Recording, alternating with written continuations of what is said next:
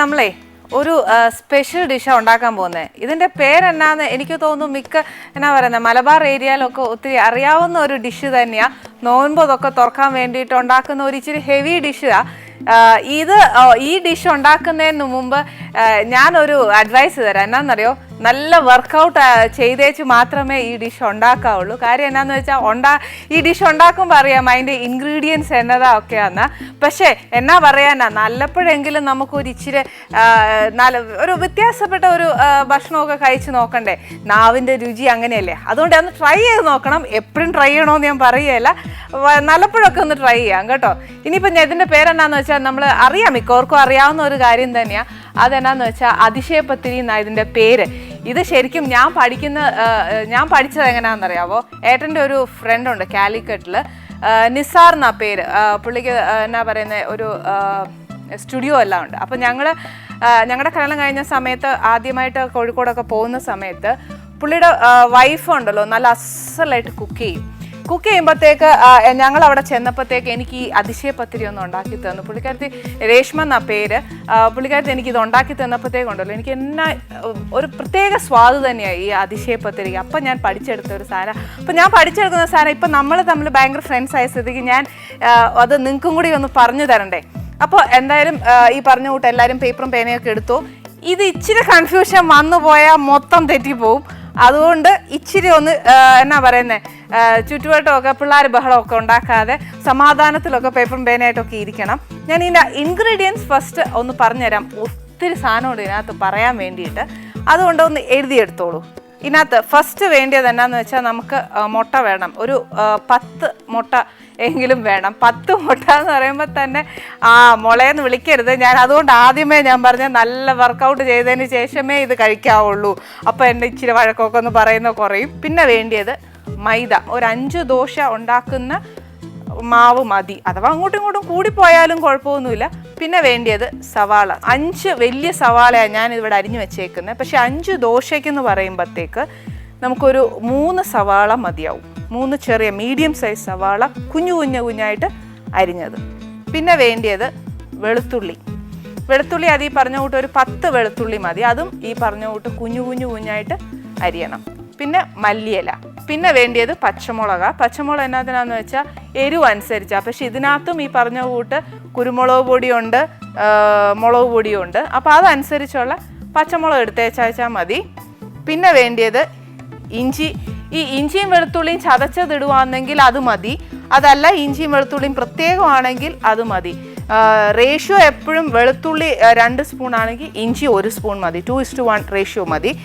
അഥവാ ഇഞ്ചിയും വെളുത്തുള്ളിയും ചതച്ച് വെച്ചേക്കുവാണെങ്കിൽ നിറച്ച് ഒരു 2 സ്പൂൺ, അതായത് ഇഞ്ചിയും വെളുത്തുള്ളിയും എത്രയും നമ്മൾ മീറ്റിലേക്ക് ചേർക്കാൻ പറ്റുമോ അത്രയും നല്ലതാണെന്നാണ് പറയുന്നത്. അതിനകത്തിനെന്നറിയോ, ദഹനം നല്ലതായിട്ട് നടക്കും. പിന്നെ വേണ്ടിയത് കുരുമുളക് പൊടി. അതേപോലെ എനിക്ക് എന്നാ പറയുന്നത്, നമ്മൾ എടുക്കുന്ന പച്ചമുളക് മുളക് പൊടിയുടെ അളവ് അനുസരിച്ച് വേണം കുരുമുളക് പൊടി എടുക്കാൻ. ഞാനിപ്പം ഈ പറഞ്ഞ ഇൻഗ്രീഡിയൻസ് മൊത്തം പറയാം. ഇവിടെ ഞാൻ എടുത്തു വെച്ചിരിക്കുന്ന ചിക്കൻ ഒരു 1/2 kg കീമയാണ്. അപ്പോൾ അതിനനുസരിച്ചുള്ളതാണ് ഞാനിപ്പം ഇതിനകത്ത് ചേർക്കുമ്പം എത്ര സ്പൂൺ വേണം എന്നുള്ളത് ഞാൻ പറഞ്ഞുതരാം.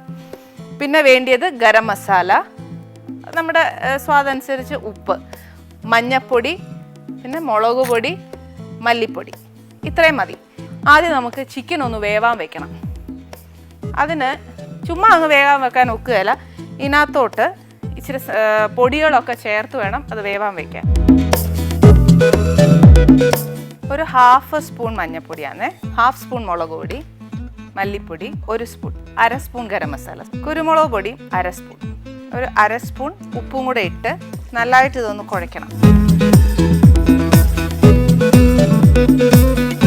നല്ലതായിട്ട് ഇതിനകത്ത് ഞാൻ എന്നാ പറയുന്നത്, ഇറച്ചി പിടിക്കുന്ന മസാലകൾ മാത്രമേ ചേർത്തിട്ടുള്ളൂ. ഇത് നമ്മൾ ആദ്യം ഉണ്ടാക്കിയ ചിക്കൻ പരട്ടില്ലേ എന്ന് പറഞ്ഞ പോലെ തന്നെ നമുക്ക് ഗ്രേവി ഉണ്ടാക്കുമ്പോഴും ഇത് ഈ പൊടികളൊക്കെ ചേർക്കണം. അതുകൊണ്ട് ഇതിനകത്ത് ഞാൻ പറഞ്ഞ അളവിനനുസരിച്ച് മാത്രം ചേർത്തേച്ചാൽ മതി.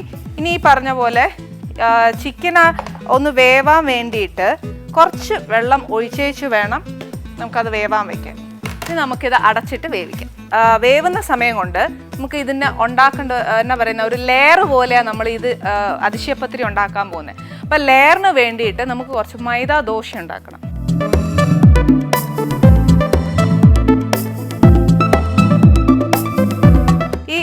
ഇതേപോലത്തെ തവിക്ക്, അതായത് എന്നാ പറയുന്നത്, ഇതൊരു ക്വാർട്ടർ കപ്പ് കാണുമായിരിക്കും ഒരു തവി എന്ന് പറയുന്നത്. ആ ക്വാർട്ടർ കപ്പിന് ഒരു 3 കപ്പ് എടുത്തേച്ചാൽ മതി. ഇതല്ല നമ്മുടെ കയ്യിലൊക്കെ ഇങ്ങനത്തെ എന്നാ പറയുന്നത് ഒരു ഉണ്ടത്തവി ഉള്ളെങ്കിൽ അങ്ങനെ മതി. ആ അളവിന് ഒരു 3 നിറച്ച് എടുത്തേച്ചാൽ മതി. ഇതിനകത്ത് നമുക്ക് ഒരു മുട്ട,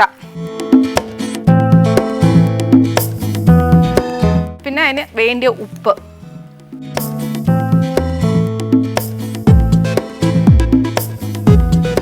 അഞ്ച് ദോശയ്ക്കുള്ള മാവാ നമുക്ക് കലക്കാനുള്ള. ദോശമാവിന് നമ്മൾ കലക്കുന്ന ആ ഒരു കൺസിസ്റ്റൻസി മതി.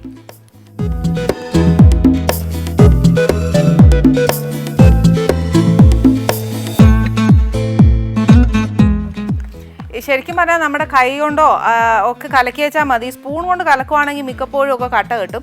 ഈ പറഞ്ഞുകൊണ്ട് ഇതൊന്നും ഇല്ലാന്നുണ്ടെങ്കിലുണ്ടല്ലോ മിക്സിയിൽ ഇട്ടേച്ചൊന്ന് അടിച്ചേച്ചാൽ മതി. അപ്പോൾ ഈ കട്ടയൊന്നും ഒത്തിരി ഉണ്ടാവുകയില്ല. ഇതിപ്പോൾ നമ്മൾ ദോശയ്ക്കുള്ളത് കലക്കി കഴിഞ്ഞു. ഇനിയിപ്പോൾ നമുക്ക് എന്നാ ചെയ്യേണ്ടതെന്ന് വെച്ചാൽ ഇത് നല്ല 5 നല്ല മൊരിഞ്ഞ ദോശ, ഒത്തിരി മൊരിയണ്ട, ഒരു ഇച്ചിരി എന്നാ പറയുന്നത് 2-3 ബ്രൗൺ കളറൊക്കെ നമുക്ക് മറിച്ചിടുമ്പോൾ വരികയല്ലേ, അത്രയും മൂപ്പ് ഈ ദോശയ്ക്ക് മതി. ഇനി നമുക്ക് ദോശ ഉണ്ടാക്കാം.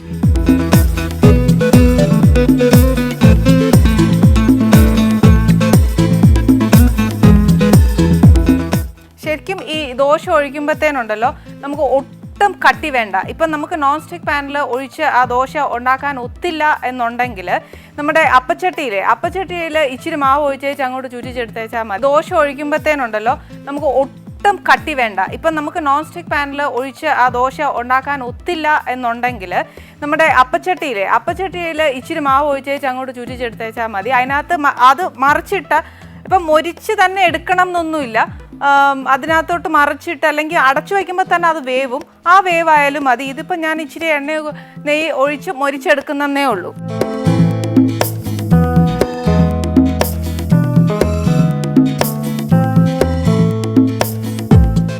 ഇത്രയും മതി, ഇത്രയും മൂത്താൽ മതി.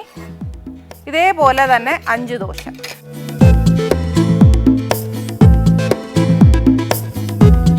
പിന്നെ നമ്മുടെ കീമ വേവാൻ വെച്ചതൊന്ന് ശ്രദ്ധിച്ചോണം. വെള്ളം നമുക്ക് ഒട്ടും വേണ്ട, അത് നല്ല വറ്റി ചിക്കൻ നല്ല വേവണം. ചില സമയത്തുണ്ടല്ലോ നമ്മൾ കീമ മേടിക്കുമ്പോഴത്തേന് അത് ഇച്ചിരി ഹാർഡായിരിക്കുമേ. അത് അങ്ങനത്തെ കീമയാ കിട്ടുന്നതെങ്കിൽ നമുക്ക് എന്നാ ചെയ്യണമെന്ന് അറിയാവോ, അത് വെന്ത് ഒന്ന് ആറി കഴിയുമ്പോഴത്തേക്ക് നമുക്ക് മിക്സിയിലിട്ടൊന്ന് അടിച്ചേച്ചാൽ മതി. അതീ പറഞ്ഞ കൂട്ട് മഷി പോലെയൊന്നും അടിക്കരുത്. ഇച്ചിരി ഒന്ന് എന്നാ പറയുന്നത് ഒരു കറക്കി വെച്ചാൽ മതി. അതിൻ്റെ ഒരു ഇത് മതി. നേരത്തെ പറഞ്ഞില്ലേ നിങ്ങളോടൊക്കെ, പാട്ട് കേട്ടുകൊണ്ടൊക്കെ ജോലി ചെയ്യാൻ എന്നാ പറയുന്നറിയാം. നമ്മൾ ഈ ജോലി ചെയ്യുന്നതിൻ്റെ പ്രയാസമൊന്നും അറിയില്ല. പാട്ട് ആസ്വദിച്ചുകൊണ്ടൊക്കെ ചിലപ്പോൾ നമുക്ക് ഇഷ്ടപ്പെടുന്ന പാട്ടായിരിക്കും നമ്മൾ കേൾക്കുന്നത്. അന്നേരം നമുക്കുണ്ടല്ലോ കുറച്ചുകൂടെയൊക്കെ എനർജി കിട്ടും. ഈ പറഞ്ഞ ഞാൻ എൻ്റെ വീട്ടിൽ ചെയ്യാറുണ്ട്, ഇവിടെയും ചെയ്യാറുണ്ട് കേട്ടോ. പിന്നെ ഇച്ചിരി 2 ദിവസമൊക്കെ എന്നാ പറയുന്നത് കയ്യിൽ നിന്ന് അങ്ങ് മിസ്സായിപ്പോയി. അത് മനഃപൂർവ്വം ചെയ്തൊന്നുമല്ല.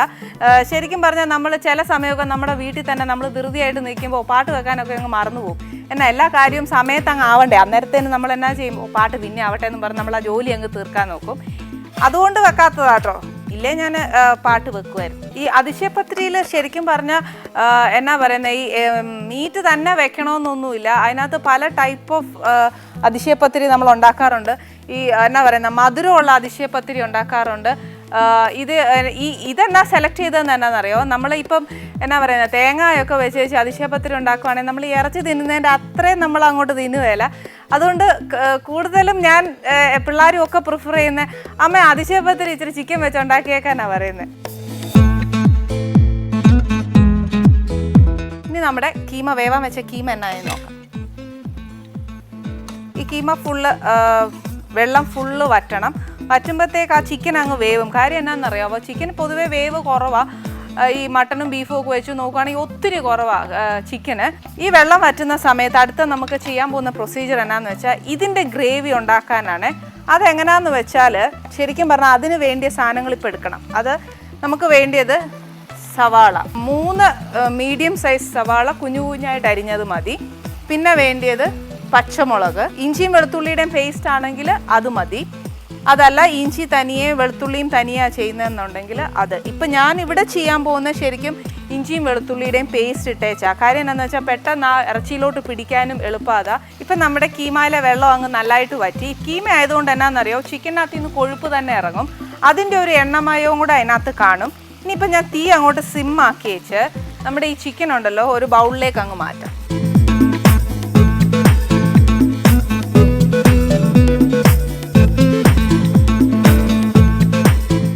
ഇത് മുഴുവൻ മാറ്റിയിട്ട് അതേ ചീനച്ചട്ടി തന്നെ മതി. ഇതിനകത്തോട്ട് ഒരു ഇച്ചിരി എണ്ണ, ഇത് മാത്രം ഇച്ചിരി ആക്കി എന്നാന്ന് ചോദിക്കും. ബാക്കിയൊക്കെ എണ്ണയും മുട്ടയും ഒക്കെ തന്നെയാണ്. അന്നേരം ഇതെങ്കിലും ഇച്ചിരി കുറയ്ക്കാമല്ലോ. ഇതിനകത്തോട്ട് ഞാൻ പറഞ്ഞ കൂട്ട് ഒരു 3 സവാള. ഇവിടെ ഞാൻ കൂടുതൽ അരിഞ്ഞു വെച്ചെന്നേ ഉള്ളൂ. പക്ഷെ നമ്മൾ ഈ 1/2 കിലോയ്ക്ക് എടുക്കുകയാണെങ്കിൽ ഒരു 3 സവാള എടുത്തേച്ചാൽ മതി.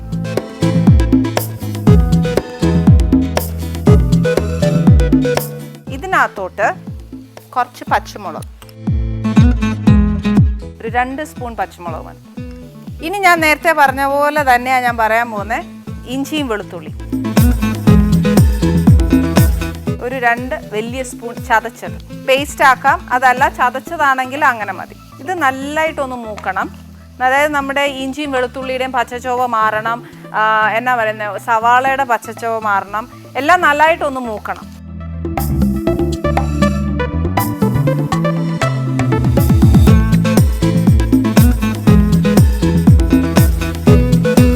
ശരിക്കും ഇത് നല്ലോണം ഒന്ന് മൂത്ത് കഴിയണം. മൂത്ത് കഴിയുമ്പോഴത്തേക്ക് നമ്മൾ ഈ പറഞ്ഞ കൂട്ട് പൊടി എന്നാന്നറിയാമോ, നേരത്തെ നമ്മൾ ചിക്കൻ വേവിക്കാൻ വേണ്ടി ചിക്കനിൽ പിടിക്കാനാ മഞ്ഞപ്പൊടി മുളക് പൊടി എല്ലാം എടുത്ത്, ഇത് നമ്മൾ ആദ്യം ചെയ്ത ചിക്കൻ പെരട്ടില്ലേ എന്ന് പറഞ്ഞ കൂട്ട് തന്നെ ഗ്രേവിക്കും അതേപോലെ തന്നെ ആ പൊടികളും അതേപോലെ തന്നെ ഇടണം. അല്ലെന്നുണ്ടെങ്കിൽ കുറവായിരിക്കും അതിൻ്റെ ആ സ്വാദ്. അപ്പോൾ ഇതേപോലെ തന്നെ നമുക്ക് ഉള്ളിക്കും ഒരു 1/4 സ്പൂൺ ഓഫ് എന്നാ പറയുക മഞ്ഞപ്പൊടി, പിന്നെ ഇതേപോലെ തന്നെ ഒരു 1/2 സ്പൂൺ മുളക് പൊടി.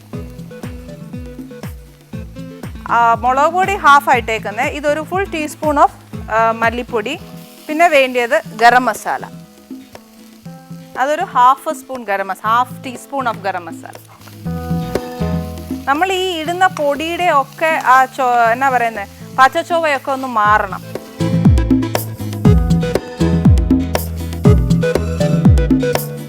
ഈ മൂത്ത് വരുന്ന സമയത്ത് കുറച്ച് മല്ലിയില ഇടണേ. മല്ലിയില എന്നാന്ന് വെച്ചാൽ ഈ സമയത്ത് ഇടുമ്പോഴത്തേക്ക് ഇതിനകത്തോട്ട് ഇച്ചിരി ഫ്ലേവർ വരും. ഇത് മാത്രമല്ല, ഇത് അവസാനം നമുക്ക് കുറച്ചുകൂടെ ചേർക്കണം. അതല്ലാതെ ഈ ഉള്ളി വഴറ്റുമ്പോൾ തന്നെ കുറച്ചൊന്ന് ഇട്ടേക്കണം. ഇതിപ്പോൾ എന്നാ പറയുന്നത്, ഞാൻ ഇട്ട പൊടിയുടെ ഒക്കെ ഏകദേശം മൂത്തു. ഇനി നമ്മളിവിടെ വേവിച്ച് വെച്ചേക്കുന്ന ചിക്കൻ ഇല്ലേ, അതും കൂടി ഇതിനകത്തോട്ട് അങ്ങ് ഇടണം.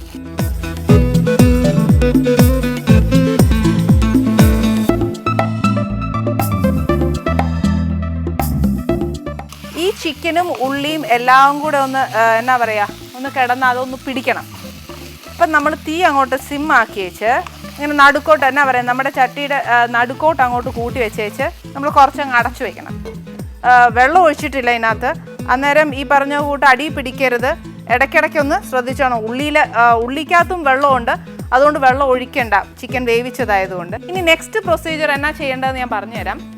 ഒരു ബൗൾ എടുത്തിട്ട് ഞാൻ നേരത്തെ പറഞ്ഞില്ലേ മുട്ട, അതൊരു 5 മുട്ട എങ്കിലും വേണം. അതായത് നമ്മുടെ ഹോൾ സാധനം കവർ ചെയ്യാൻ വേണ്ടിയിട്ടാണ്. അതായത് നമ്മുടെ ആ ലെയർ, അടുക്കുന്ന ലെയർ ഫുൾ ബൈൻഡ് ചെയ്യാനുള്ളതാണ് നമ്മളിപ്പോൾ ഈ ഒഴിക്കാൻ പോകുന്ന മുട്ട. അത് ഈ പറഞ്ഞ കൂട്ട് 5 മുട്ട തികഞ്ഞില്ല എന്നുണ്ടെങ്കിൽ 2 മുട്ട കൂടെ എടുക്കണം. വർക്കൗട്ട് ചെയ്തിട്ടേ ഈ റെസിപ്പി ട്രൈ ഔട്ട് ചെയ്യാവുള്ളൂ. എന്നെ അതിന് മുമ്പ് വഴക്ക് പറയരുത്.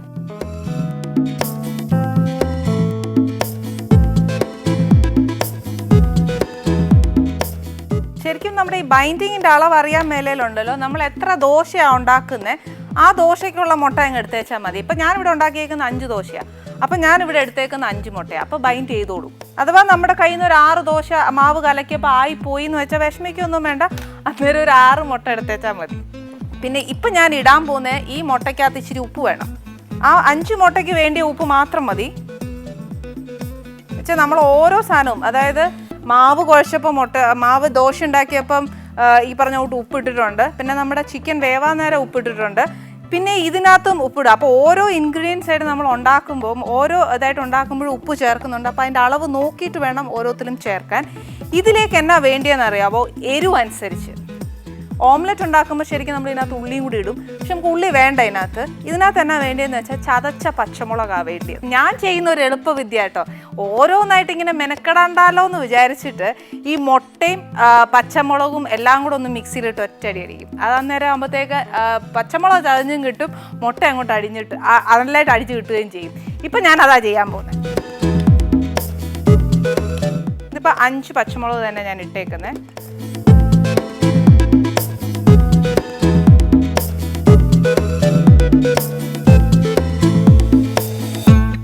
നല്ലതായിട്ട് നമ്മുടെ പച്ചമുളക് ചതഞ്ഞിട്ടുണ്ട്, മുട്ടയും നല്ല എന്നാ പറയുന്നത് പതഞ്ഞ് അടിച്ചു കെട്ടിയിട്ടുണ്ട്. ഇനി നമുക്ക് നമ്മുടെ ഇറച്ചി എന്നായെന്ന് നോക്കാം. ശരിക്കും പറഞ്ഞാൽ ഈ ഇറച്ചിയൊക്കെ ഉണ്ടല്ലോ, ഈ ഗരം മസാലയുടെ ഒക്കെ മണം വരുമ്പോൾ എൻ്റെ കൈ ഇങ്ങനെ ശരിക്കും കറിവേപ്പിലേക്ക് പോകും. പക്ഷേ ഈ പറഞ്ഞ കൂട്ട് എന്നാ ചെയ്യാനാ, ഇതിനകത്തോട്ട് കറിവേപ്പില ഇടാൻ ഒക്കുകയില്ല. ഇപ്പം ഇറച്ചിയിലോട്ട് ആ ഉള്ളിയൊക്കെ നല്ലോണം ഒന്ന് പിടിച്ചിട്ടുണ്ട്.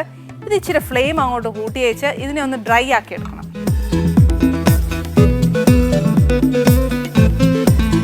ഇത് ഡ്രൈ ആവുന്ന സമയം ഞാനിവിടെ എടുത്തു വെച്ചേക്കുന്ന പാത്രം എങ്ങനത്തെയാണെന്ന് ഞാൻ കാണിച്ചു തരാം. ഇതാ ഞാൻ എടുത്തു വെച്ചേക്കുന്ന പാത്രം.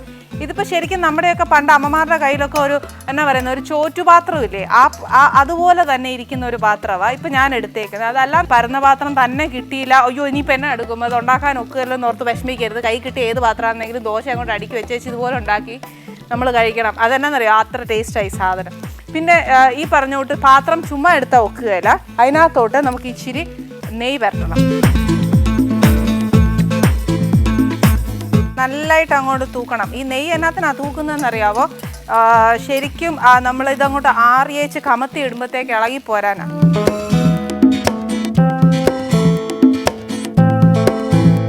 അഥവാ ഈ നെയ്യൊന്നും വേണ്ട എന്ന് നമുക്ക് മനസ്സുകൊണ്ട് തോന്നുവാണെങ്കിൽ എന്നാ ചെയ്യണമെന്നറിയോ, ഒരു ബട്ടർ പേപ്പർ അങ്ങോട്ട് മേടിക്കണം, അതിലോട്ട് അങ്ങോട്ട് ഇത് ചേർത്തേച്ചാൽ മതി. അപ്പോൾ ബട്ടർ പേപ്പർ ഇങ്ങനെ എടുക്കുമ്പോൾ തന്നെ അതിങ്ങ് പോന്നോളൂ.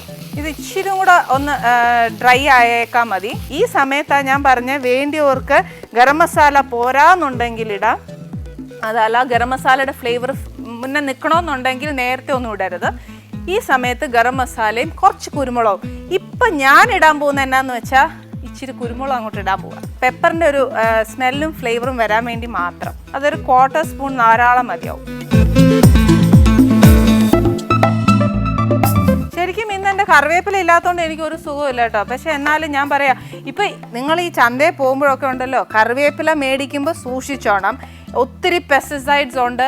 അത് ഈ പറഞ്ഞ കൂട്ട് നമ്മളെപ്പോഴും വൃത്തിയാക്കി കഴുകിയൊക്കെ എടുക്കാവുള്ളൂ. അത് വൃത്തിയാക്കാൻ ഇപ്പം എനിക്ക് തോന്നുന്നു പേപ്പറിലൊക്കെ ഇഷ്ടം പോലെ എന്നാ പറയുന്നത് ആരോഗ്യ വകുപ്പ് നമുക്ക് അതിനുള്ള പ്രതിവിധി പറഞ്ഞു തന്നിട്ടുണ്ട്. ഞാൻ എന്നാ ചെയ്യുന്നതെന്നറിയാവോ, ഇച്ചിരി വെള്ളം അങ്ങോട്ട് എടുത്തേച്ച് അതിനകത്തോട്ട് 2 തുള്ളി അല്ലെങ്കിൽ ഒരടപ്പ് വിനീഗർ, നമ്മൾ ഇന്ന് ഉപയോഗിക്കാൻ പോകുന്ന കറികൾക്കുള്ള ഒരു പിടി കറിവേപ്പിലയാണെങ്കിൽ എന്നെ സംബന്ധിച്ച് ഞാൻ കറിവേപ്പില ഒരു പിടിയൊന്നും അല്ല, ഇച്ചിരി കൂടുതലെടുക്കും. എന്നിട്ട് അങ്ങോട്ട് ഉരുളിയിലോട്ട് ഇട്ട് ഇച്ചിരി ഉപ്പ് ഇട്ട് വെച്ച് കഴിഞ്ഞാൽ ശരിക്കും പറഞ്ഞാൽ you can see the difference. ആ ഇല തന്നെ കറുത്തു തുടങ്ങും. അത്ര പെസ്റ്റിസൈഡ്സ് ഉണ്ട് ആ കറിവേപ്പിലയ്ക്കകത്ത്. അതുകൊണ്ട് അത് നല്ലോണം കഴുകി എടുത്തേച്ചൊക്കെ വേണം ഈ കറിവേപ്പിലയൊക്കെ ഉപയോഗിക്കാൻ. നല്ലതാണ് കറിവേപ്പില, ഈ പറഞ്ഞ കൂട്ട് ആരോഗ്യത്തിന് നല്ലതാണ്. എന്നാ പറയുന്നത്, പ്രഷറൊക്കെ കുറയാനൊക്കെ നല്ലതാണ്. നമ്മളെല്ലാ കറികൾക്കും കറിവേപ്പില ഇടും, പക്ഷേ കറിവേപ്പിലയുടെ രുചിയും ഗുണവും ഒരുപാടുണ്ട്. പക്ഷെ എന്നാ പറയാനാ, എല്ലാം നമ്മൾ കഴിച്ചു കഴിയുമ്പോൾ കറിവേപ്പിലായിരിക്കും ഏറ്റവും ആദ്യം എടുത്ത് കളയുന്നത് അല്ലേ. അതുകൊണ്ട് കറിവേപ്പില നമ്മൾ അങ്ങനെ ഒരിക്കലും തള്ളി പറയരുത്. അത് നമുക്ക് ചെയ്യുന്ന ഒരുപാട് ഉപകാരങ്ങളുണ്ട്. അതുപോട്ടെ, നമ്മുടെ അതിശയപ്പത്തിരി ഇരുന്ന് ആറി. ഇനി നമുക്ക് അതിനെ ലെയർ ചെയ്യാൻ എങ്ങനെയാണെന്ന് നോക്കാം. ഞാൻ പറഞ്ഞ പോലെ ഇതേപോലത്തെ ഒരു പാത്രം എടുക്കണം. ഇതിനകത്തോട്ട് ഫസ്റ്റ് എന്നാ ചെയ്യേണ്ടതെന്ന് വെച്ചാൽ നമ്മുടെ ദോശ ആദ്യം നെയ്യ് തൂത്തു, അത് കഴിഞ്ഞിട്ട് നമ്മുടെ ദോശ വെച്ചു. ഇതിനകത്തോട്ട് അണ്ടിപ്പരിപ്പ് മുന്തിരിങ്ങ ഇടുന്നവർക്ക് ഇടാം കേട്ടോ. അതല്ല വേണ്ട, ലാസ്റ്റ് മേളത്തെ ദോശയുടെ മേളിൽ ഇച്ചിരി അലങ്കരിക്കാനൊക്കെ ആണെങ്കിൽ അങ്ങനെ. ഇതിനകത്ത് ഇപ്പം ഞാൻ ഇടുന്നില്ല, ലാസ്റ്റ് മേളിൽ നമുക്ക് ഡെക്കറേറ്റ് ചെയ്യാം. ഇതിപ്പോൾ ഞാൻ ഫസ്റ്റ് ഒരു ദോശ വെച്ചു. ഇനി ഇതിൻ്റെ മേളിലോട്ട് ഒരു ലെയർ.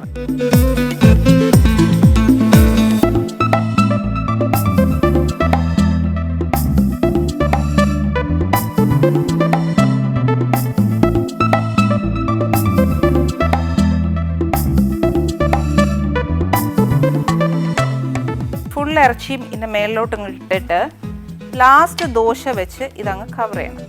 ഇതെല്ലാം കവർ ചെയ്ത് കഴിഞ്ഞിട്ട് ആദ്യം നമ്മൾ ഇച്ചിരി മുട്ട ഒഴിക്കണം.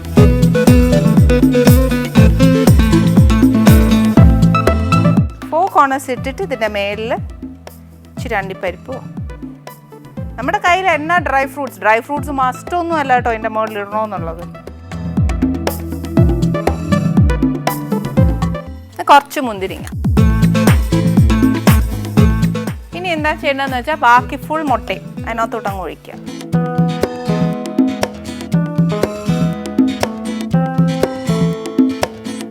നമുക്ക് ആവശ്യം ഉണ്ടെങ്കിൽ പച്ചമുളകിൻ്റെ ഒരു പച്ച കാണും അതിൻ്റെ മേളിൽ. ഇതിപ്പോൾ ഞാൻ മല്ലിയില ഒന്നും ഇട്ടേക്കുന്നതല്ല, പച്ചമുളക് ചതച്ചേച്ച് ആ മുട്ടയ്ക്കകത്തൂടെ ഒഴിച്ചേക്കുന്ന. ഇനി ഇതിനകത്തോട്ട് ഇച്ചിരി മല്ലിയില. ഇത്രയേ ഉള്ളൂ ഇതിൻ്റെ ജോലി. എന്നാലും ഇച്ചിരി മെനക്കെട്ട ജോലിയാ. ഇനി ഇതിനെ എന്നാ ചെയ്യണമെന്നറിയാവോ? നമ്മുടെ അപ്പച്ചമ്പ് എടുത്ത് വെച്ചിട്ട് ഇച്ചിരി വെള്ളം ഒഴിക്കുക. ഇതിൻ്റെ വേവ് എന്നാന്ന് വെച്ചാൽ നമുക്ക് ബാക്കി എല്ലാം വെന്ത സാധനമാണ്. മുട്ട മാത്രമേ നമുക്ക് ലാസ്റ്റ് ബൈൻഡ് ചെയ്യാൻ ഒഴിച്ച മുട്ട മാത്രമേ വേവാനുള്ളൂ. അത് മാത്രം നമുക്ക് വെച്ചാൽ മതി. ഒരു മുട്ട ഫുൾ പുഴുങ്ങി ബോയിൽഡ് എഗ് ആക്കുന്നതിൻ്റെ ഒരു വേവിൻ്റെ അതാണ് കണക്ക്. ശരിക്കും ഈ പാത്രം വെക്കാനുള്ള ഒരു ചിപ്പിലി, ഇതേപോലത്തെ ഒരു ചിപ്പിലി നമുക്ക് മിക്കപ്പോഴും എല്ലാ അപ്പച്ചമ്പിനകത്തും ഉണ്ടാവും. അത് മതി. അതല്ല ഇഡ്ഡലി തട്ടാ വെക്കാൻ പറ്റുന്നതെങ്കിൽ അങ്ങനെ. അതല്ല എന്നുണ്ടെങ്കിൽ നമുക്ക് അതിനകത്തൊരു എന്നാ പറയുക വട്ടപാത്രം കിട്ടും, എന്നാ പറയുക സ്റ്റാൻഡ് പോലത്തെ, അതിൻ്റെ മുകളിൽ വെച്ചേച്ചാൽ മതി. പക്ഷെ വെള്ളം ഇതിനകത്തോട്ട് കയറാൻ മാത്രം സമ്മതിക്കരുത്. ഇതിപ്പോൾ തീ കത്തിച്ച് വെച്ചേച്ച് നമ്മുടെ ആ ഫുൾ അതിശയപ്പത്തിരി ലെയർ ഫുൾ എടുത്തിട്ട് ഇതിനകത്ത് വെച്ച് ഇന്ന് നമ്മുടെ ആനീസ് കിച്ചണിൽ വരാൻ പോകുന്ന ഗസ്റ്റ് ആരാന്നറിയാവോ? ഇപ്പം നമ്മുടെ ലേറ്റസ്റ്റ് ആയിട്ട് ഇറങ്ങിയിരിക്കുന്ന മൂവിയില്ലേ, എന്നാ പറയുന്നത്, യൂത്തിൻ്റെ ഇടയിലും യൂത്ത് എന്നല്ല എല്ലാവർക്കും ഒരു ചർച്ചാ വിഷയമായ ഒരു സിനിമ തന്നെയാണ് അത്. അതിൻ്റെ ഡയറക്ടർ, അതായത് ഏത് സിനിമയാണെന്ന് ചോദിച്ചു കഴിഞ്ഞാൽ എന്ന് നിന്റെ മൊയ്തീൻ. അത് കേൾക്കുമ്പോൾ തന്നെ എന്നാ നല്ല സിനിമയാന്ന് പറയും അല്ലേ. ശരിക്കും അതിൻ്റെ ഡയറക്ടർ വിമൽ സാറും വൈഫും കൂടിയാണ് ഇന്ന് നമ്മുടെ ഷോയിൽ വരാൻ പോകുന്നത്. എന്തായാലും ഫസ്റ്റ് മൂവിയാണ് വിമൽ സാർ എടുത്തേക്കുന്നതെന്നോ ഫസ്റ്റ് മൂവിയാണ് വിമൽ സാറിൻ്റെ. അതിന് മുമ്പ് ഒരു ചെറിയ ഡോക്യുമെൻ്ററി അങ്ങനെയൊക്കെ ചെയ്തിട്ടുള്ളൂ. പക്ഷെ എന്നാൽ ഇത് ഫസ്റ്റ് മൂവിയാണ് ചെയ്തേക്കുന്നത്. ഫസ്റ്റ് മൂവിയിൽ തന്നെ നമ്മൾ പ്രേക്ഷകരെ ഇത്രയും അതിശയിപ്പിച്ച ഒരു ഡയറക്ടർ എന്ന നിലയ്ക്ക് നമ്മൾ ഇന്നിവിടെ സ്പെഷ്യലായിട്ട് ഉണ്ടാക്കിയ എന്നാ പറയുന്നത് അതിശയിപ്പിക്കുന്ന ഡയറക്ടർ ആയതുകൊണ്ട് നമുക്ക് ഇന്ന് അതിശയപ്പത്തിരി തന്നെ കൊടുക്കാം. പക്ഷെ അതേത്തോട് നമുക്ക് പറയണ്ട, വർത്തമാനത്തിൻ്റെ ഇടയിൽ നമുക്കൊരു സർപ്രൈസ് ആയിട്ട് തന്നെ കൊടുക്കാം. പിന്നെ ഈ പറഞ്ഞ കൂട്ട് നമ്മൾ അതിശയപ്പത്തിരി കൊടുത്ത് അതിശയിപ്പിക്കണം എന്നുണ്ടെങ്കിൽ നമ്മളിത് ചെയ്തു തീർത്തല്ലേ പറ്റുള്ളൂ. ഇത് നമ്മുടെ അതിശയപ്പത്തിരി ആവാൻ വേണ്ടി കുറച്ച് സമയം എടുക്കും. നമ്മൾ വേവാൻ വെച്ച അതിശയപ്പത്തിരി നല്ലതായിട്ട് വെന്തിട്ടുണ്ട്. ഇനി നമുക്ക് തീ അങ്ങ് ഓഫ് ചെയ്യാം. ഓഫ് ചെയ്തിട്ട് ഇതിനെന്നാ ചെയ്യേണ്ടതെന്നറിയോ? നമ്മൾ അതിശയപ്പത്തിരി വേവിച്ചെല്ലാം വന്നു കഴിയുമ്പോഴത്തേക്ക് അത് ശരിക്കും ഒരു കേക്ക് രൂപത്തിലാണ് ഇരിക്കുന്നത്. പിന്നെ ഈ ചൂടോടെ നമുക്കതങ്ങോട്ട് മുറിക്കാൻ ഒക്കത്തില്ല. ചൂടാറിയതിന് ശേഷം നമ്മൾ വെച്ചിരിക്കുന്ന പാത്രം എന്നാ പറയുന്നത് തണുത്തതിന് ശേഷം ഒന്ന് അപ്സൈഡ് ഡൗൺ ആയിട്ട് തട്ടിയിട്ട് പിന്നെ സ്ട്രെയിറ്റ് ആക്കിയിട്ടേ മുറിക്കാൻ ഒക്കത്തുള്ളൂ. അതുകൊണ്ട് ധൃതി കൂട്ടാൻ ഒക്കത്തില്ല. എന്നാലും ഞാനൊന്ന് ശ്രമിച്ചു നോക്കാം. എപ്പോഴും ഞാൻ പറയും ശരിക്കും അത് തണുത്തതിന് ശേഷമേ മുറിക്കാൻ പാടുള്ളൂ എന്ന്. പിന്നെ ഇത് വെന്ത പരുവം എങ്ങനെയാണ് നമ്മൾ അറിയുന്നതെന്ന് വെച്ചാൽ നമ്മൾ വെച്ചിരിക്കുന്ന പാത്രത്തിൻ്റെ സൈഡിൽ നിന്നൊക്കെ ഇതങ്ങ് വിട്ടുവരും. അത് തന്നെയാണ് അതിൻ്റെ പരുവം. നല്ലതായിട്ട് തന്നെ ഇളകി വന്നിട്ടുണ്ട്. പിന്നെ നമുക്ക് ഷേപ്പൊക്കെ ഈ പറഞ്ഞ പോലെ നമുക്ക് ഏത് ഷേപ്പാണ് ഇഷ്ടമെന്ന് വെച്ചാൽ അതുപോലെ മുറിക്കാം. പിന്നെ ഈ കേക്ക് ഷേപ്പ് ആകുമ്പോൾ മാക്സിമം സ്ക്വയർ അല്ലെങ്കിൽ ട്രയാങ്കിൾ ഇങ്ങനെയൊക്കെ മുറിക്കാൻ ഒക്കത്തുള്ളൂ. ഈ അതിശയപ്പത്തിരിയും എന്നാ പറയുന്നത് ഫിഷ് മോളിയൊക്കെ എപ്പോഴും ഉണ്ടല്ലോ, ഈ കുഴുവുള്ള സ്പൂണിലൊക്കെ എടുക്കുകയാണെങ്കിൽ ആ നമ്മൾ ആ ചെയ്തേക്കുന്ന ലെയറും അതെല്ലാം അങ്ങ് പൊട്ടിപ്പോവും. പിന്നെ ആ പ്രസൻറ്റേഷൻ ഒന്നും ശരിയാവുകയില്ല. ഇപ്പം ഞാൻ മുറിച്ച് വെച്ചേക്കുന്ന പീസ് മാത്രം പതുക്കെ എടുത്തു നോക്കാം.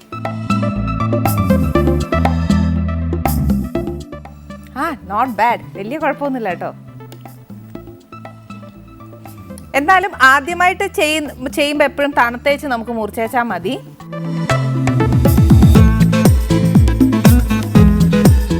ഇത് ശരിക്കും ഒരു ഹെവി ഫുഡ് തന്നെയാണ്. അതുകൊണ്ട് സെർവ് ചെയ്യുമ്പോൾ ഒക്കെ ഉണ്ടല്ലോ എപ്പോഴും വലിയ പീസായിട്ട് നമുക്ക് അത് സെർവ് ചെയ്യണ്ട.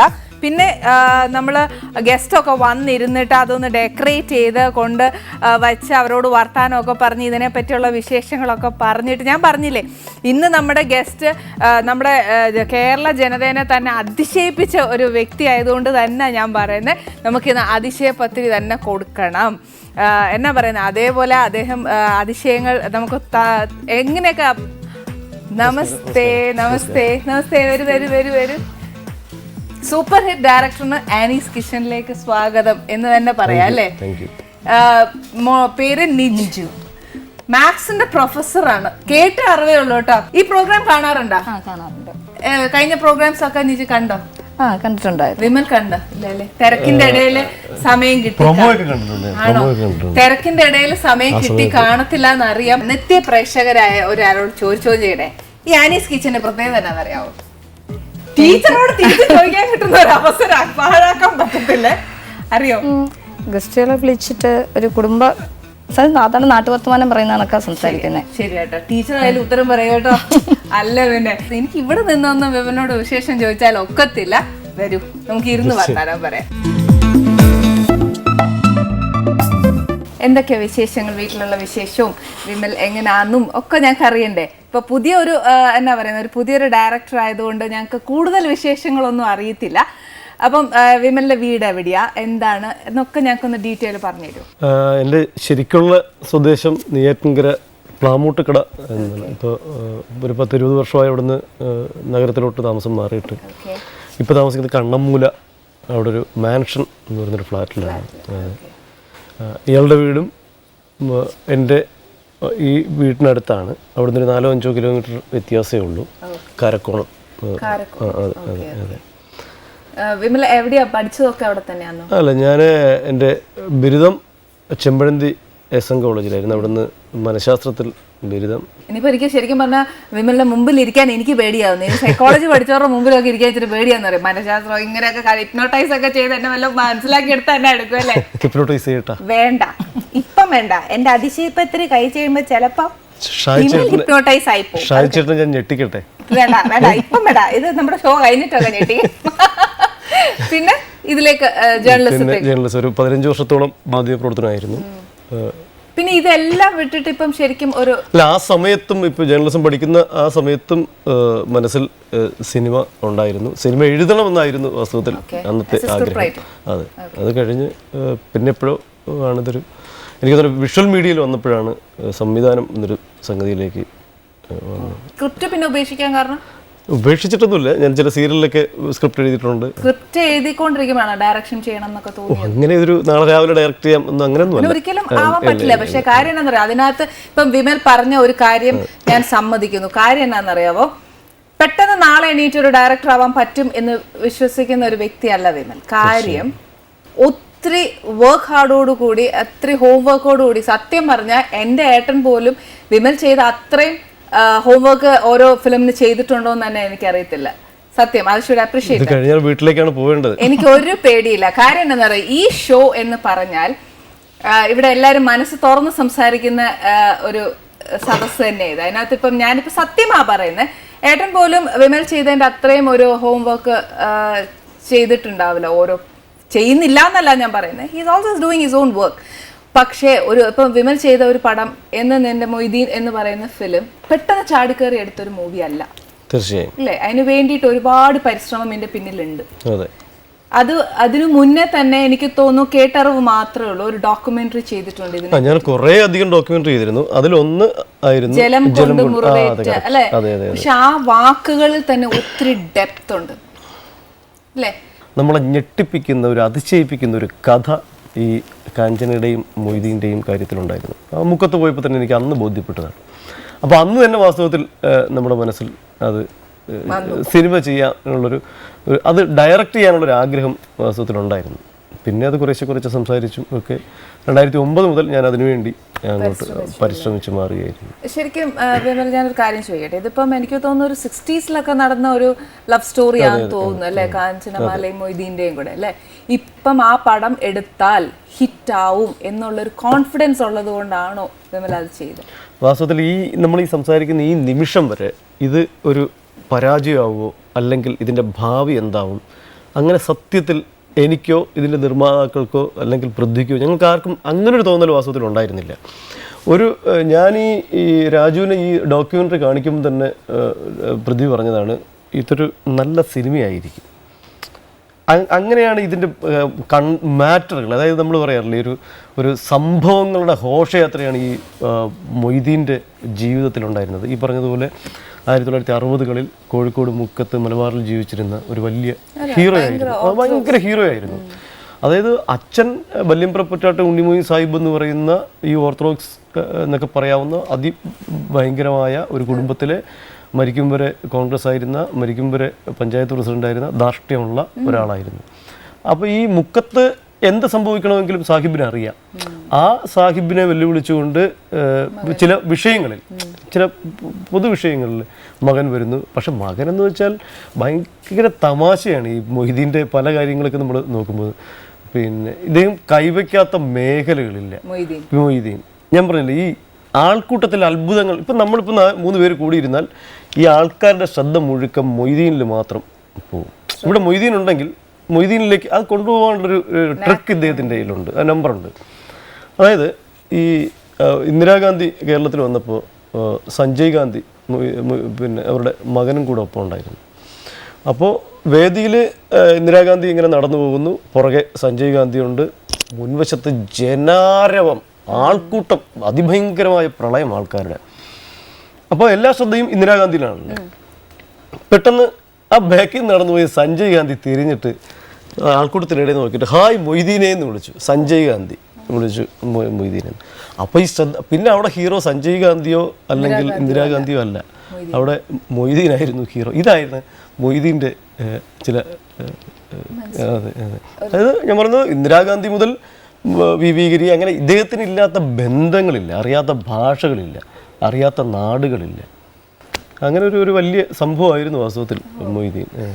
ശരിക്കും നമ്മൾ ഇപ്പം ഞാൻ ഈ പറഞ്ഞ പോലെ ആ ഒരു ഡിഫറൻസ് മനസ്സിലായി, ആ ഒരു 60s-ലെയും 2015-ലെയും ഒരു കാലഘട്ട ഡിഫറൻസ് ഉണ്ടല്ലോ, എത്രയായാലും ഉണ്ടാവും. അപ്പോൾ ഈ പ്രൊഡ്യൂസേഴ്സിനെ കൊണ്ട് അത് കാണുമ്പോഴും ഒക്കെ ഉള്ള അവർക്കുണ്ടാവുന്ന ഒരു കോൺഫിഡൻസ്, ഇപ്പം എത്രയായാലും കൊമേഴ്ഷ്യൽ വൈസ് തിങ്ക് ചെയ്യുമ്പോൾ അവർ എത്രയായാലും അതിൻ്റെ പ്രോഫിറ്റ് ചിന്തിക്കാതിരിക്കില്ല. ഈ നിർമ്മാതാക്കൾ ബിനോയ്, രാജി തോമസ്, ഈ സുരേഷ്, ഈ നിർമ്മാതാക്കൾ അവർ സിനിമ ചെയ്യാൻ വേണ്ടി അങ്ങനെ ഇരുന്ന ആൾക്കാരായിരുന്നില്ല. എൻ്റെ ഈ ഡോക്യുമെൻ്ററി ഇവർ കണ്ടു. അപ്പോൾ ഈ ഡോക്യുമെൻ്ററി കണ്ടപ്പോൾ സ്വാഭാവികമായിട്ട് ഞാൻ സിനിമയാക്കാൻ നിർമ്മാതാക്കളെ അന്വേഷിച്ച് നടക്കുന്നു. അപ്പോൾ അവർ വിചാരിച്ചു ചെയ്യുന്നുവെങ്കിൽ അവർക്ക് ഇത് ചെയ്തേക്കാം എന്ന് പറഞ്ഞിട്ടാണ് അവർ രംഗത്തേക്ക് വരുന്നത്. അപ്പോൾ ഇനി ഫ്യൂച്ചറിൽ ഇപ്പം ലവ് ബേസ് ചെയ്താണോ ഇനി ഫിലിംസ് ചെയ്യാൻ പോകുന്നത്, അതോ വേറെ ആറ്റിറ്റ്യൂഡ് ടുവേർഡ്സ്?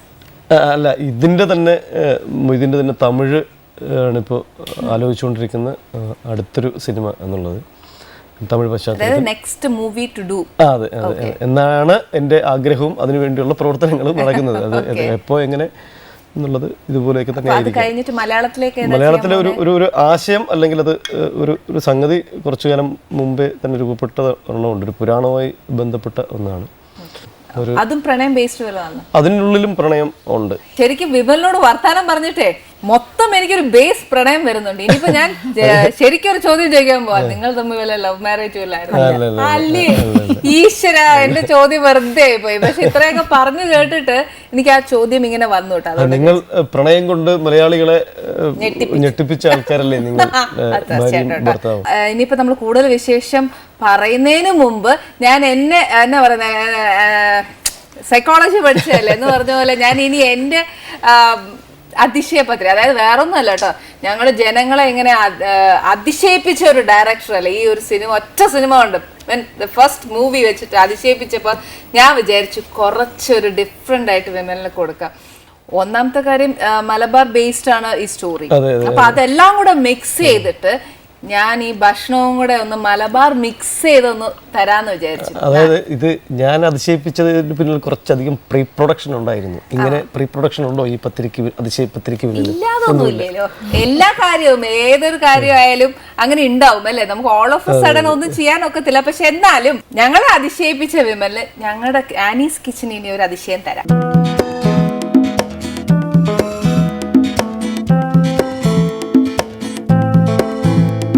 മലബാർ പോയിട്ട് കഴിച്ചിട്ടുണ്ടോന്ന് അറിയില്ല, അതിശയപത്രി കഴിച്ചിട്ടുണ്ടോ?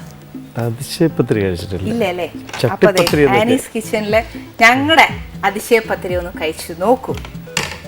അതിശയങ്ങളുടെ അതെ, ഇപ്പൊ വിമൽ ഞങ്ങളെയൊക്കെ അതിശയിപ്പിച്ചില്ലേ, അതേപോലെ ഞങ്ങൾക്ക് ഒന്ന് അതിശയിപ്പിക്കാൻ പറ്റുമോ നോക്കണ്ടേ? നോക്കട്ടെ, അതിശയിപ്പിക്കുന്നുണ്ടോ നോക്കട്ടെ.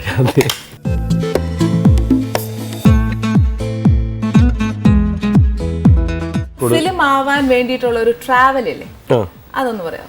ഞാൻ ഈ പറഞ്ഞ പോലെ 2009 ഇത് കാര്യമായിട്ട് ഇതിൻ്റെ എന്താണ് തീർത്തും ചെയ്തേ മതിയാവും, അല്ലെങ്കിൽ ആ തരത്തിൽ ഇത് പൂർത്തീകരിച്ചെടുക്കണം എന്ന ആഗ്രഹത്തോടുകൂടി തിരുവനന്തപുരത്ത് നിന്നും വണ്ടിയെടുത്ത് യാത്ര തിരിക്കുന്നത് വീട്ടിൽ നിന്ന്. ഞാൻ ഒരു രസകരമായ സംഭവം പറയാം. ആ സമയത്ത് ഞാൻ വാങ്ങിയൊരു ഫോർഡ് ഫിയസ്റ്റ എന്നൊരു വണ്ടിയുണ്ട്. അതിന് ഞാൻ ഇവിടുന്ന് തിരുവനന്തപുരത്ത് നിന്ന് തിരിക്കുമ്പോൾ 20,000 ആയിരുന്നു അതിൻ്റെ കിലോമീറ്റർ റീഡിങ്. ഇന്ന് ആ വണ്ടി 1.5 ലക്ഷം കഴിഞ്ഞു. അത് തന്നെയാണ് ഇതിൻ്റെ നാൾ വഴികൾ. ഫിലിമിന്റെ ബാക്കിൽ ഒത്തിരി വിമലതായ വർക്കും ഹോം വർക്ക്സും ഉണ്ട്. വൈഫിന്റെ കോൺട്രിബ്യൂഷൻ എന്തോരം ഉണ്ടായിരുന്നു? കഥ വന്ന് പറഞ്ഞപ്പോഴും പേര് നിജു എന്നാണേ, ലിജു അല്ല, തെറ്റി പോരുത്, NIJU. തെറ്റരുത്, നമുക്ക് തെറ്റാൻ പാടില്ല. പറയൂ നിജു. ഫസ്റ്റ് ചെയ്യുന്നതിന് മുമ്പ് വിമൽ ഈ കഥ പറഞ്ഞോ? അല്ല, ഇതിനു വേണ്ടി പോകുന്നു എന്ന് പറഞ്ഞിട്ടുണ്ടായിരുന്നു. മൊയ്തീൻ എന്ന് പറയുന്ന ക്യാരക്ടർ എങ്ങനെ കണ്ടുപിടിക്കുന്നത് അവിടെ ചെല്ലുമ്പോൾ? അത് BP റഷീദ്, മൊയ്തീൻ്റെ ജീവിച്ചിരിക്കുന്ന സഹോദരൻ. അദ്ദേഹം സെക്രട്ടേറിയറ്റുമായി ബന്ധപ്പെട്ട് എന്തൊരു വിഷയത്തിന് വന്നപ്പോൾ ഞാൻ യാദൃശ്ചികമായി പരിചയപ്പെട്ടതാണ്. ഞാൻ അന്ന് ഋഷിയോട് ചോദിച്ചു, ഋഷിക്ക് ഇങ്ങനെ കോഴിക്കോട് ഭാഗത്ത് എന്തെങ്കിലും മഹാത്യാഗം ചെയ്ത ആരെങ്കിലും ഒക്കെ ഉണ്ടോ എന്ന് ചോദിച്ചു. നമുക്കൊരു കഥയും കൂടെ വേണമല്ലോ. അപ്പൊ പുള്ളി പറഞ്ഞത് അതിശയം കേൾക്കാൻ വരട്ടെ. എന്റെ അതിശയം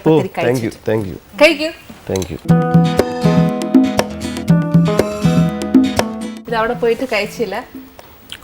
ഇല്ല.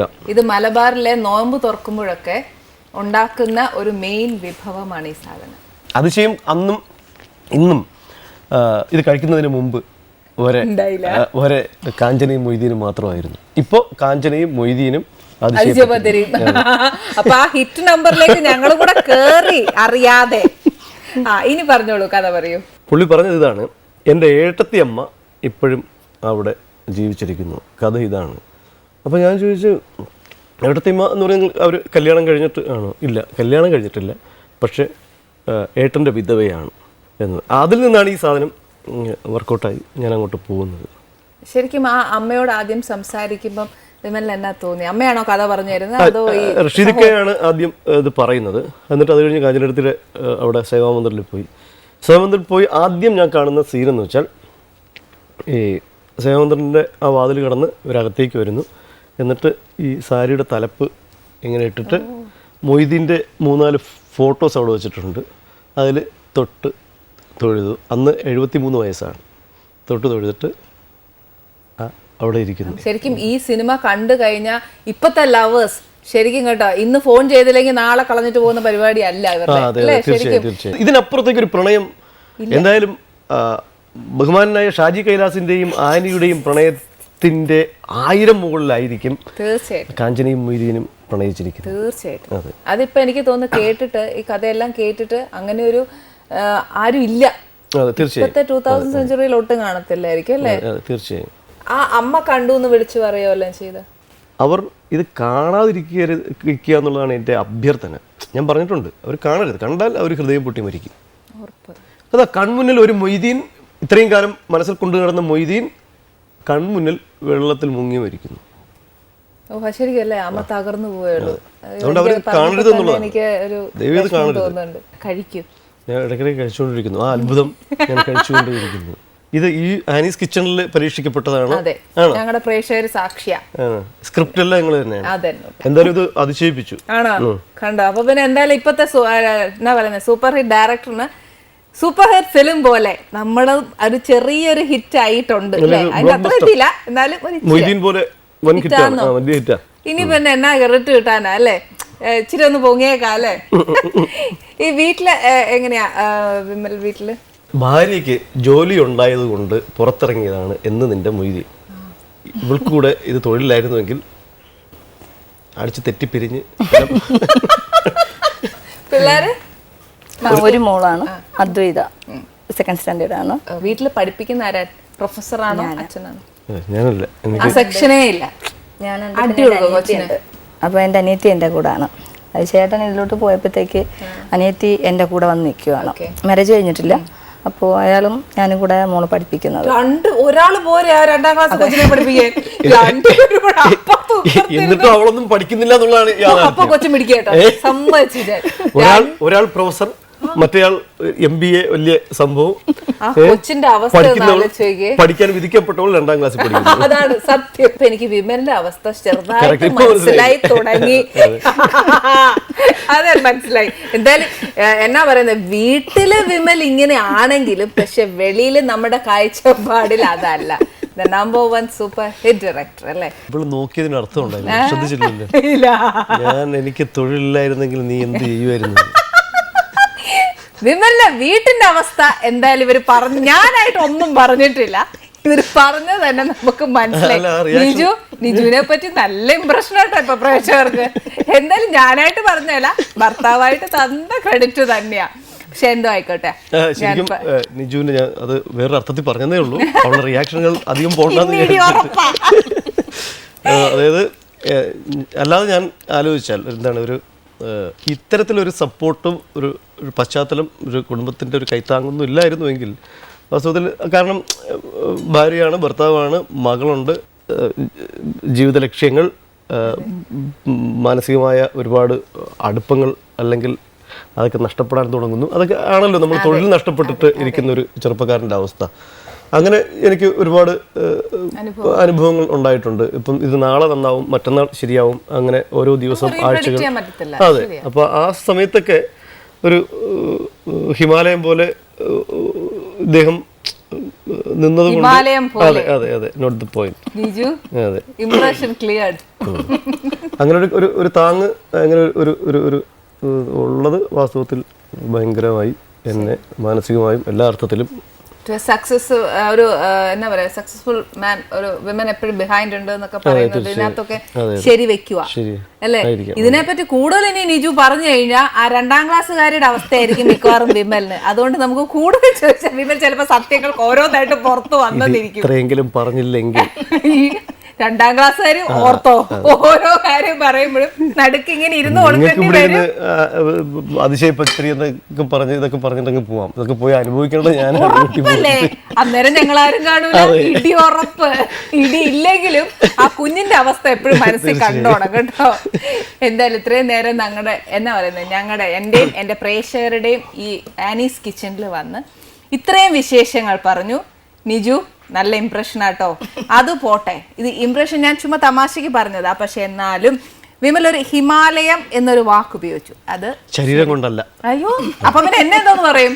വേറെ വല്ലതും പറയണം, മൗണ്ട് എവറസ്റ്റ് എന്നൊക്കെ വല്ലതും പറയേണ്ടി വരും, പീക്ക് എന്നൊക്കെ പറയേണ്ടി വരും അല്ലേ? അതൊന്നും വേണ്ട.